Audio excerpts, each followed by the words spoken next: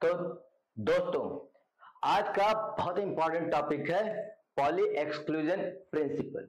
ये Pauli exclusion principle क्या कह रहा है कि no two electron in an atom can have same set of 4 quantum number. यानी किसी भी इलेक्ट्रॉन का चारों क्वांटम नंबर्स बराबर नहीं हो सकते। कैसे देखते हैं। यहां पे हमारे पास एक इलेक्ट्रॉन है 2s1।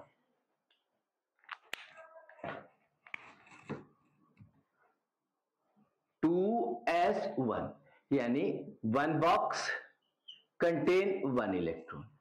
क्लियर। तो इसके लिए principal quantum number become 2, azimuthal quantum number L become 0 and M become 0। ठीक। then spin quantum number become +12। एक ही होगा।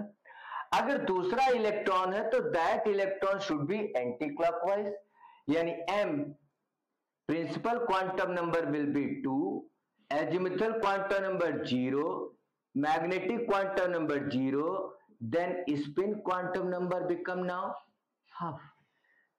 तो देखिए दो इलेक्ट्रॉन है, दोनों की चारों क्वांटम नंबर्स इक्वल नहीं है।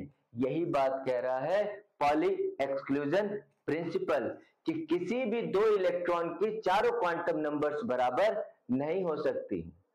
ठीक है ना। और आप एग्जांपल ले सकते हैं।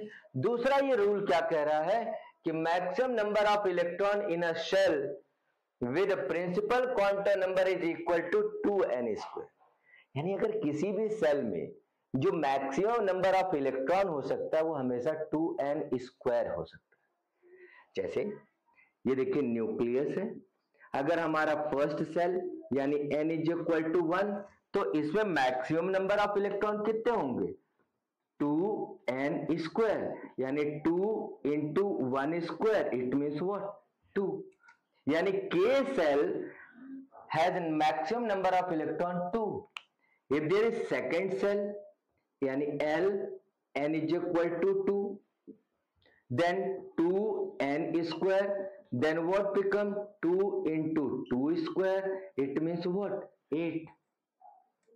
यानी सेकेंड सेल में मैक्सिमम कितने इलेक्ट्रॉन हो सकते हैं 8। आप इसी तरह से आगे फाइंड आउट कर लीजिए। KLM stand for n is equal to 3, then n stand for n is equal to 4। Pauli exclusion principle, the most important principle for your examination।